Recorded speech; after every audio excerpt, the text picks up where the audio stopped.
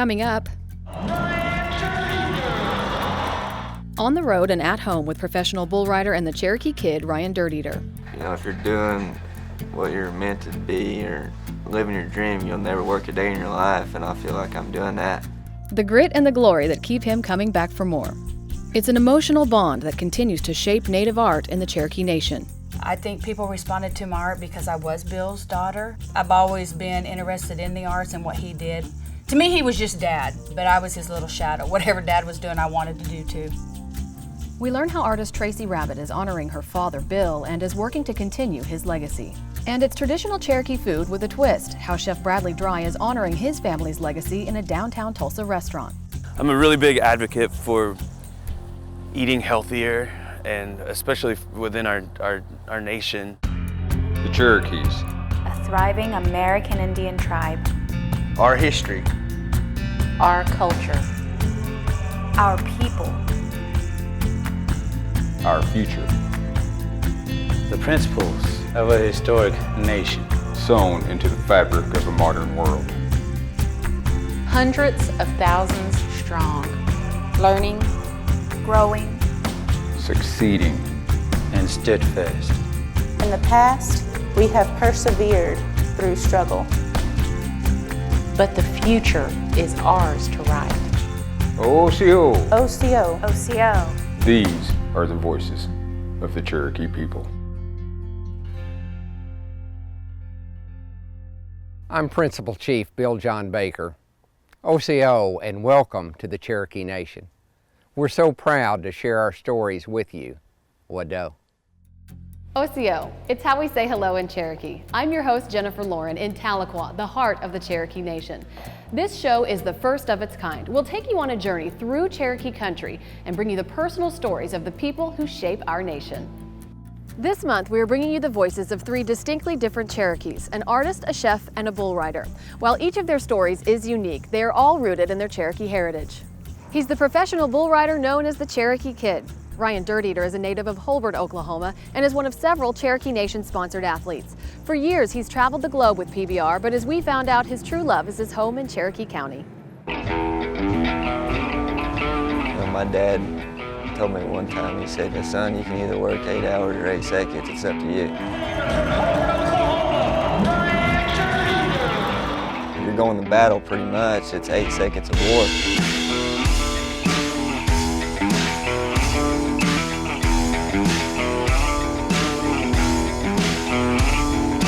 He's 25 years old and on top of his game. After going pro as just a senior in high school, Ryan Dirt Eater is competing 8 seconds at a time to ride in his 8th PBR World Finals event. I would say you would have to be a little bit different to be a bull rider. Making it a career, I guess, you gotta really love it to do it. It's all I ever done, it's all I ever wanted to be. I wanted to be a cowboy, and I still am today a cowboy. But you're an Indian too. I'm an Indian cowboy. You know, the last name Dirt Eater, you know, I get that all the time. You know, ask me where my name comes from. You know, I'm Native American. You know, it's pretty neat just, you know, being here in Cherokee County also. You know, you're near everybody. And, you know, I love the culture.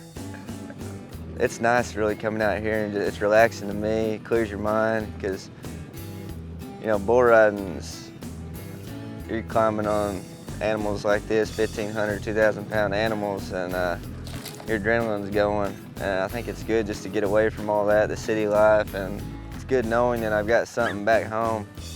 You know, say if bull riding don't work out, you know, I got this, I can come back home and raise some cows. These are good tools to have if you're a bull rider. That way you can work on your form, your technique, and drills to do every day. You know, getting on the caliber of bulls I get on every weekend, I'm usually sore when I get home.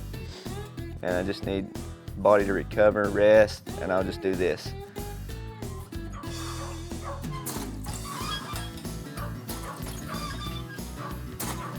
So now we're gonna go, another thing I like to do every day is ride my horse bareback.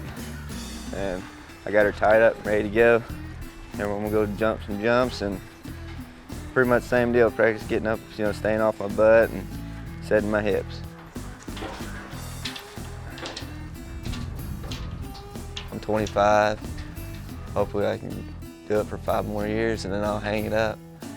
You know, I've always wanted to make the PBR finals 10 times or more, and hopefully in this year it'll be 7, and hopefully I can make it 10.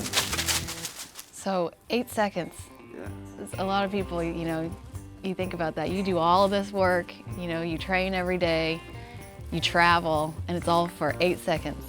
Keep it simple, it's just 8 seconds. You really just got to clear your mind and react with the bull, because bulls, they're animals. They're going to do whatever they can to get you off your back. It's a tough mental sport. You got to be mentally ready, you know, physically ready also, but you can easily psych yourself out when you're crawling on the back of one. Getting off's the hard part. Riding is, I'd like to say, is the easiest part. And getting off, because I want to make sure my get off not horrible. That's how I tore my last ACL. Yeah, major injuries, broke my femur, dislocated my knee, jaw. I got a long list of them. Got scars all over the place, tore my tricep and got a big old scar here. You know, my knee's all banged up. And, you know, if it was any other sport, I'd probably be done. But bull riding, you're hanging on. There's not a whole lot of running. That's one thing I wish that wouldn't have happened, but it's part of it. And it really, I really learned a lot from it all, you know, sitting at home, seeing all my buddies, you know, and they're all doing good, and I'm sitting at home on the couch in the bed watching them. I was happy for them, but I won right out of $100,000 in a month there after I came back from all that. 1 month? Yeah. That's not bad work. So that's not too bad, but which I set out for a long time, and it was a pretty good month for me, and you know, it's been ups and downs. I know I've been through a lot of adversity, but you know, I just fought my way through it, and I'm back doing what I love. Well, a lot of people think, you know, bull riders are crazy. I mean, people die riding bulls. Yeah, but you know, people die driving down the road too. It's when it's your day, it's your day. Just better be ready. You feel like you're living your dream? Yeah, I feel like I am. You know, if you're doing what you're meant to be or living your dream, you'll never work a day in your life, and I feel like I'm doing that. What's going through your mind right before you get on a bull? Before I get on him, I'm focused on just the little things. You know, keep my chin down, staying in the middle, be ready for anything. Getting on the stationary barrel, horses bareback, getting on practice bulls if you have to, working out, you're ready to go.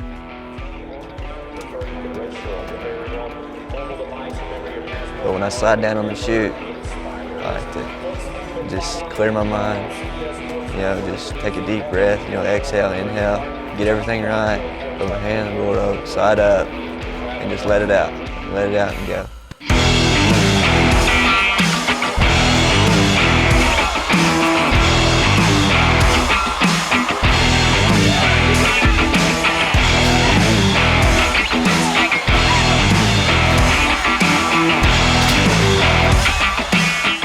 Step off a bull and know you made a great ride. You hear the fans screaming your name, your adrenaline's going, you're on top of the world at that moment. Throughout his career, he's gone by the moniker of the Cherokee Kid.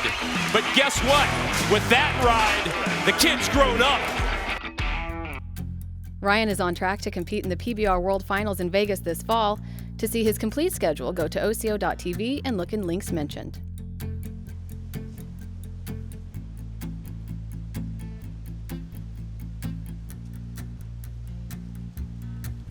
Cherokee Nation employees can now take 8 weeks of paid maternity leave, making the nation one of the most progressive employers in Oklahoma. Our children are our most valuable asset, and giving young moms an opportunity to nurture their children and not go into debt to do it is just the right thing to do for our Cherokee citizens, for our Cherokee employees, and for the good and health of the Cherokee Nation. Fewer than 20% of companies nationwide offer paid maternity leave. The nation says the new policy promotes healthier Cherokee families and will help the tribe recruit and retain workers. Prior to the change, employees were required to use sick and vacation leave to cover their maternity leave. 70% of Cherokee Nation government employees are women. As a citizen and employee of Cherokee Nation and a new mom, it's really important that when you bring your baby, or in my case babies, home from the hospital, You don't have to worry about choosing between a paycheck and taking care of your babies. The new policy went into effect January 1st. For mothers to qualify, they must be covered by the Cherokee Nation's medical insurance and be employed by the tribe for at least a year. The Cherokee Nation is proud to have so many talented artists representing our culture to the world. Some of those artists' work spans generations. Bill Rabbit was one of those artists, and today his daughter Tracy is continuing his legacy.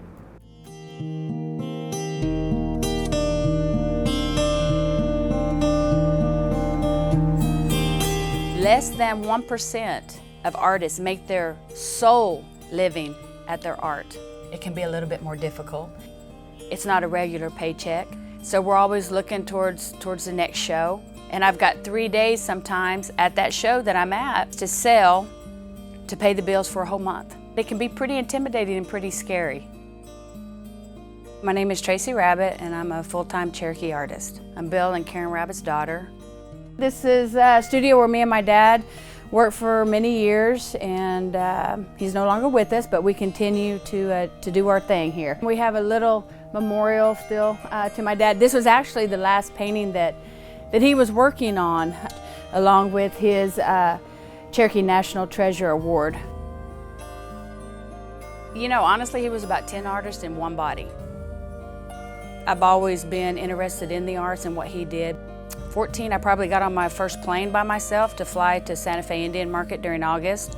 He would fly me to his major shows, and you see all these people coming in and wanting his signature on prints and different things. To me, he was just Dad, but I was his little shadow. Whatever Dad was doing, I wanted to do too. I think people responded to my art because I was Bill's daughter. As you grow older, you want people to recognize your work and not say you're copying your father's work.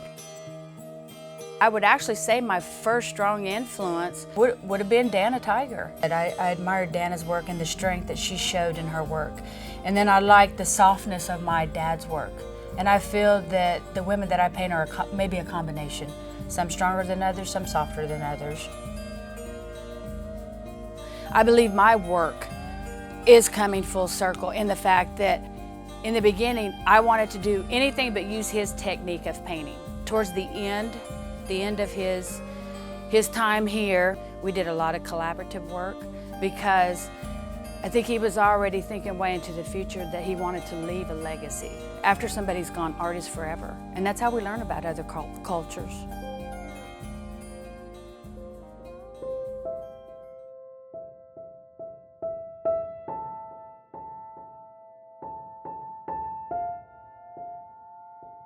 My mom told me one time, she said, the day you were born, your dad took you and never let you go. We were very like-minded.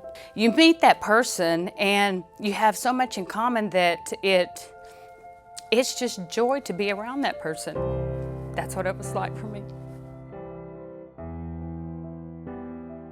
In one of the last interviews my dad gave, and at the very end of the interview, he says, when I die, I hope God puts me in charge of painting rainbows. And I was here in the studio right here, and I could really feel him here with me. And of course I could hear him say, come on, we gotta get busy. You got work to do.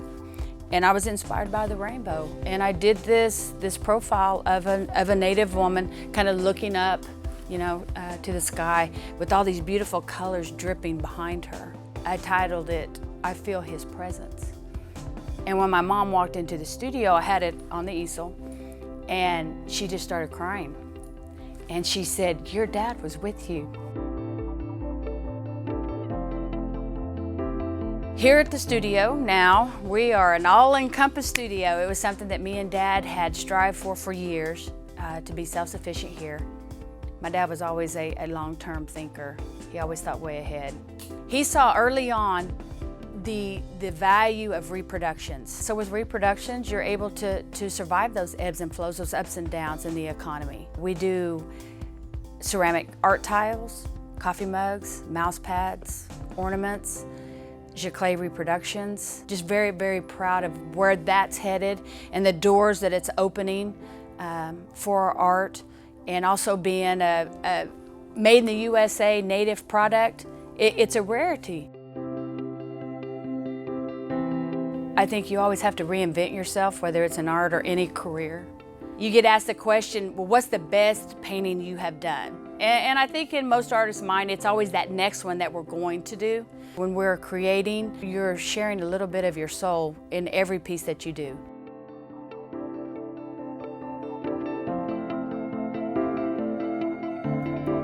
For more on Bill and Tracy Rabbit's work, go to Osiyo.tv and click on links mentioned. The Cherokee Nation is helping its tribal citizens maintain a link to their heritage by providing a taste of the crops their ancestors harvested for thousands of years. The Heirloom Seed Program shares the seeds of fruits and vegetables traditionally grown in the southeast United States, which was also the Cherokee Nation's original homelands. Thousands of heirloom seeds have been shipped to citizens all over the country this winter. Each February, the nation's Heirloom Native Seed Bank opens for requests, sending people seeds for their gardens. So we gathered this collection of seeds, and then we began growing them just year after year.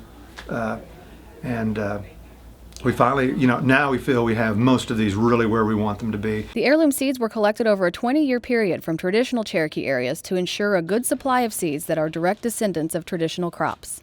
To receive the heirloom seeds, you must be a registered Cherokee Nation tribal citizen. For more information on the seed bank, look in the links mentioned section of Osiyo.tv.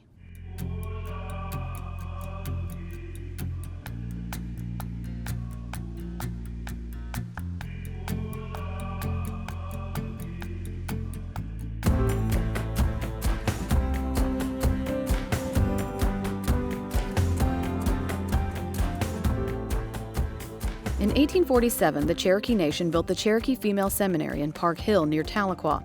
It hadn't even been 10 years since the tribe was forced to relocate here following the Trail of Tears. The boarding school was the first institution of higher learning for women west of the Mississippi. The Cherokee Female Seminary educated thousands of Cherokees, and even non-Indian families clamored to send their daughters there. Studies included Latin, botany, chemistry, physics, and music.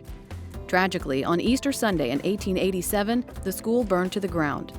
But less than a year later, in 1888, the Cherokee Nation rebuilt the school on what is now the campus of Northeastern State University in Tahlequah.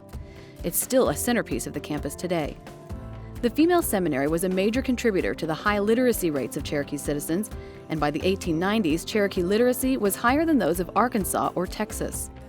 3 columns from the female seminary survived that fire and are now part of the Cherokee Heritage Center in Park Hill, serving as a reminder of the school's presence there and creating a dramatic entrance for the center's thousands of visitors every year.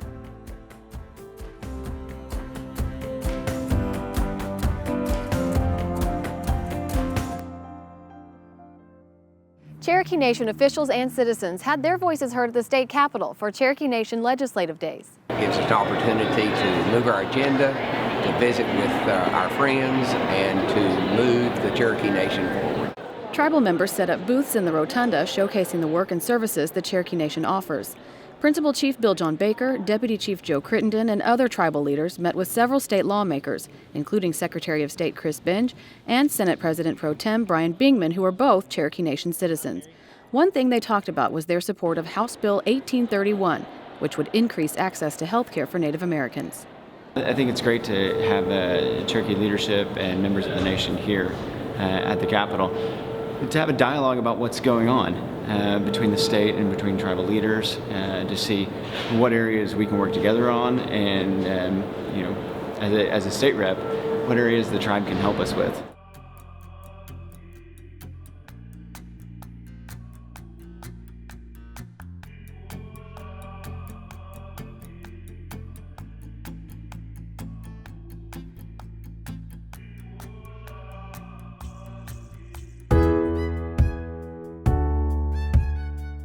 Jalagi Iniwoni Hi.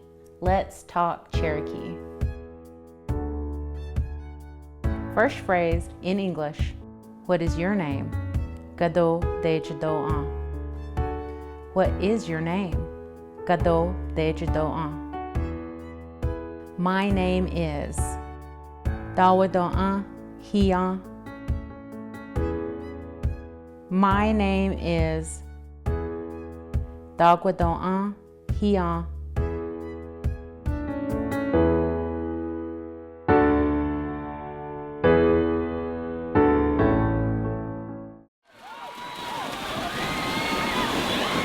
About 24 Cherokee Nation marshals and several Sequoia High School students took a bitter cold plunge into the frigid Illinois River to make money and raise awareness for Special Olympics Oklahoma athletes. The Special Olympics provides year-round sports training and competitions for children and adults with disabilities.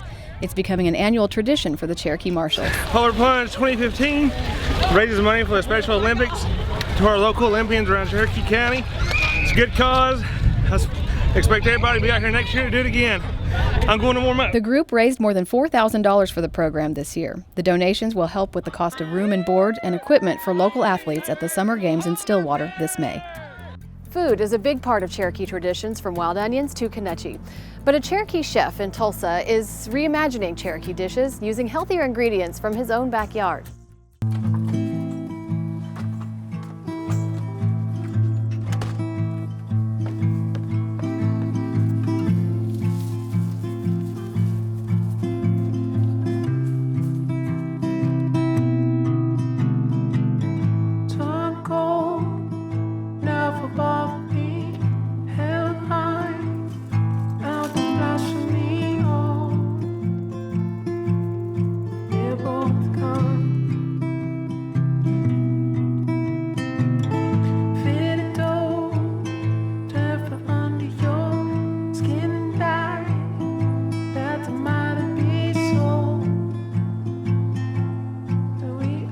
It comes back to like when I'm cooking, I feel like I'm, honoring my family, and sometimes I feel like, like someone in my family would be like, hey, don't add that, or I just keep that in the back of my mind, that I just feel like I've kind of an ambassador for my family, by cooking. So I'm from a little town in northeast Oklahoma, Kansas, Oklahoma. I think we're up to 600 people now. I think it was 400 when I was young, when I was still living there at the time. Everybody was related, so yeah, you had to go to the next town to meet people. So my bike is the way I get around town everywhere. I go grocery shopping using my bike. I mean, biking is definitely one of my favorite things to do, and it allows me to go throughout all of Tulsa and find all these, natural foods everywhere. And I noticed all these traditional plants and everything growing around Tulsa, and I just started from there and try to be self-sufficient. And if I need, mustard greens, there's pulp greens I could go get instead for free. We also have variations of acorns lying around that you can make soup out of. But yeah, if you just shuck these, or you can just mash them up a little bit and add them to soup, which is, it's kind of a flavor you really wouldn't expect. It's kind of buttery.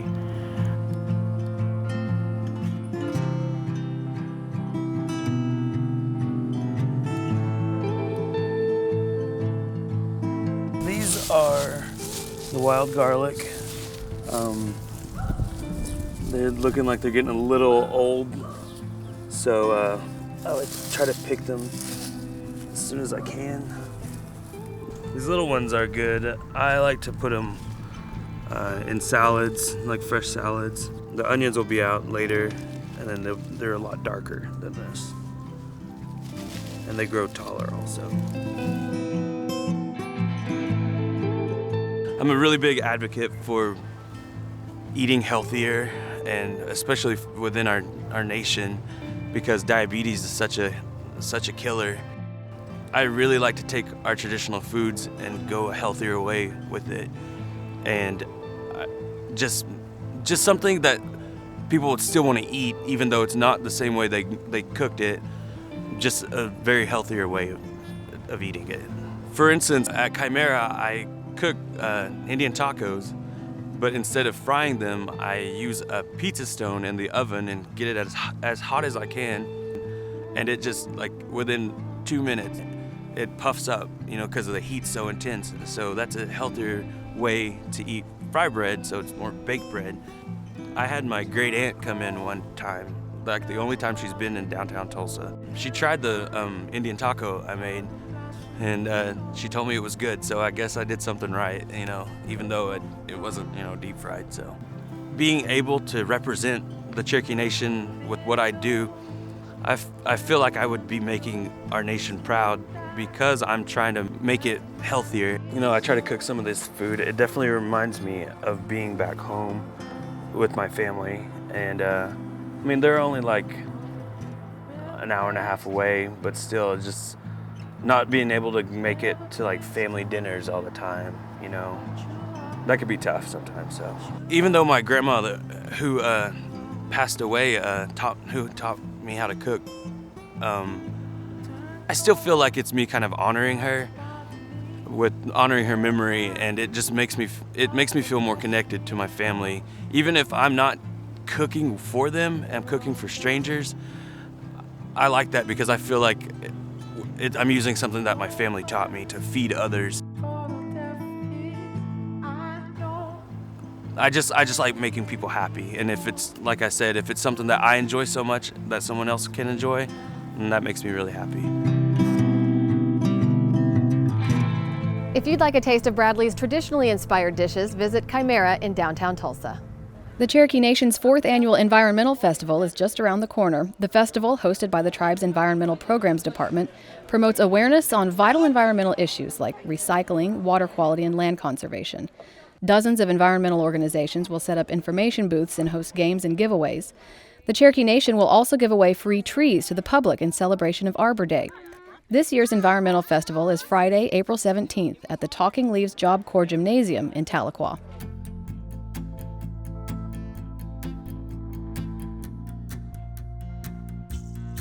Coming up next time. Being a professional angler, but traveling across the country, fishing all these different kinds of lakes, you have to be pretty good at a lot of different things. Fishing there's not a lot of science behind it. It's really just experience and gut feeling. Cherokee angler Jason Christie talks about life as a professional fisherman and growing up fishing for crawdads in northeastern Oklahoma. We'll have his story and much more on the next Osiyo, Voices of the Cherokee People. We hope you enjoyed our show. There is no Cherokee word for goodbye because we know we'll see you again. So, until next time, Wado.